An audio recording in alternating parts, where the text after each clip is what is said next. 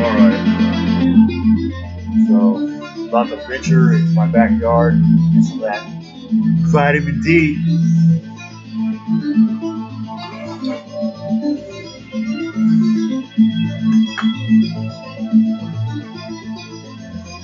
So I've got ganglion cysts right in here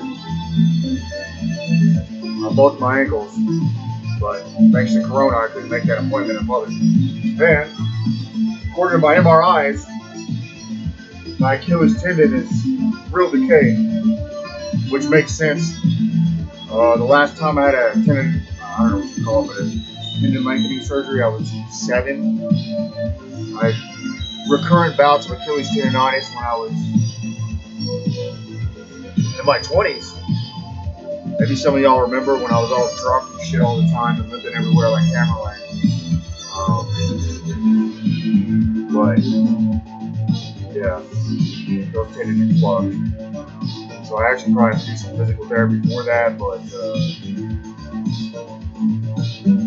we'll see what happens.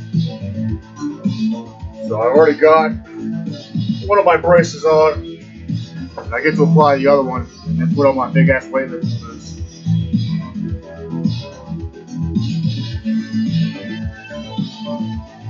And I like Synthwave, and fuck years ago.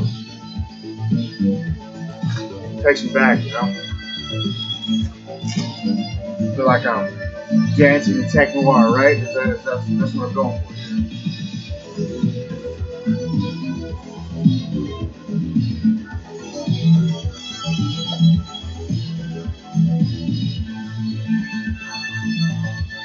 And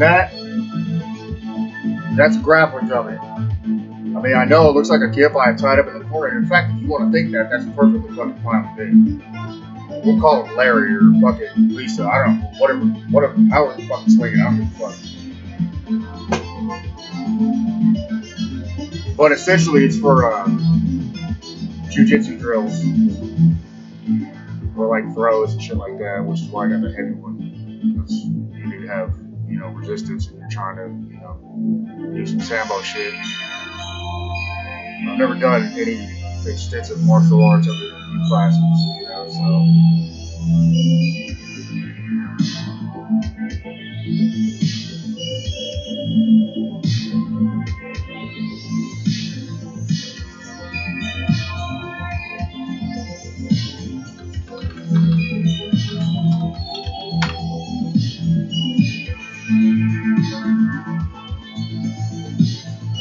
Alright, so I'm going to be reading this. Uncle got me this, gets me a lot of books. Smart motherfucker. Almost done with this. This book kind of questions the historicity of Muhammad at the very end. It's mostly about the war that destroyed the Middle East exactly prior to the rise of Islam out of the Arabian Peninsula.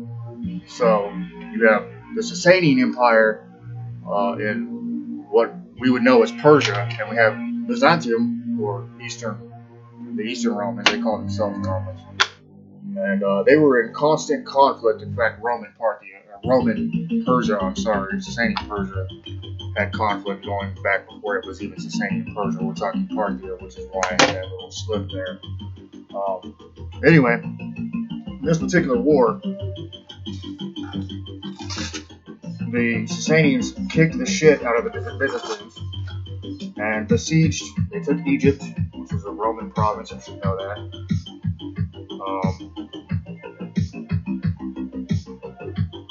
They advanced all the way to the walls of Byzantium, which, if you know your history, getting to the walls of Byzantium, I don't know, it may not be a good thing, because you got the Sasanians here, then you had a group of people called the Avars from the Ukraine. These Avars were some crazy motherfuckers who drank out of human skulls. No joke. Anyway, they're besieging the walls of Byzantium. And, of course, the Romans still had some territory. They were led by an emperor called Heraclius. The Persians had also taken Jerusalem and seized the True Cross. The Persians were Zoroastrians. So they were a different religious thing. They were fire worshippers, followers of Zarathustra. So, essentially, Heraclius, and one of the greatest strategic coups in probably in history, decided he was going to take his army and advance basically through Armenia, through some adjacent territory they still had, and advance into the heart of Mesopotamia, towards Ctesiphon, roughly Baghdad, the Baghdad area, and he essentially forced the Persians to abandon their siege because he had advanced into their strategic rear and was threatening their capital in turn, and he was destroying them left and right. So that war concluded, and that's when the book really kicks in, because you have, of course, at the same time, roughly, you have the death of Muhammad, who conquered the Hijaz in Arabia, and the subsequent Ridda Wars, pitting Muhammad, or not Muhammad, but the successors of Muhammad, the first caliphs, against the tribes that were trying to break away and reestablish Arabian paganism. And then you have subsequent Arab conquest of Byzantine territory, and then eventually of Sasanian Persia entirely. Battle of the Yarmouk, Battle of Al-Qadisiyah, both led by Khalid ibn al-Walid, who was called the Sword of Allah. So he doesn't get that name because he's a pushover. Quite competent cavalry general who's very good at hammer and anvil tactics, guerrilla warfare.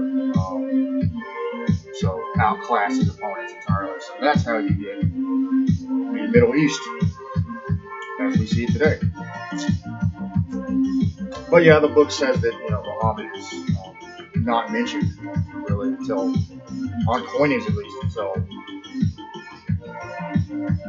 100 or so years afterwards. And you also have confusion about the Qibla, the direction of prayer. He's basically basically saying it's slightly different, but it's not really heavy into. It's not exactly saying Muhammad didn't exist or anything like that. We're not in a mythicist of Muhammad territory, but it definitely is questioning how it all ended up this way, which is interesting because you don't have that opinion represented in scholarship very often. What you feel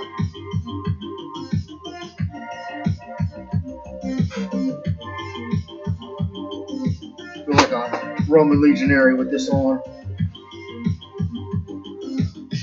I've got the hair for it too, right?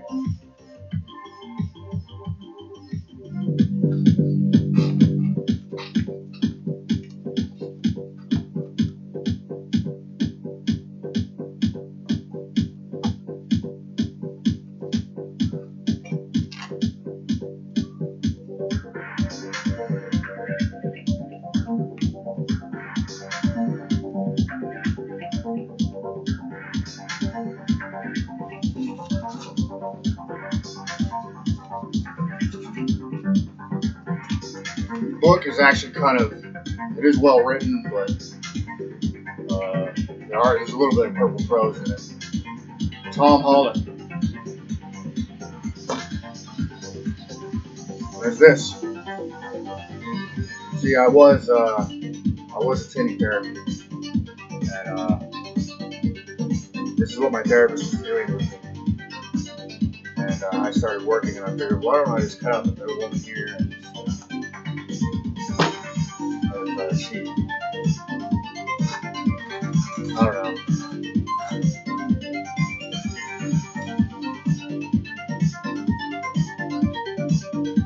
Middle class white girls, I don't know if they can make the best therapist for me, but at least she's female, because I don't think men have proper empathy in a lot of ways, so I would not trust one to be my psychotherapist, that's for sure.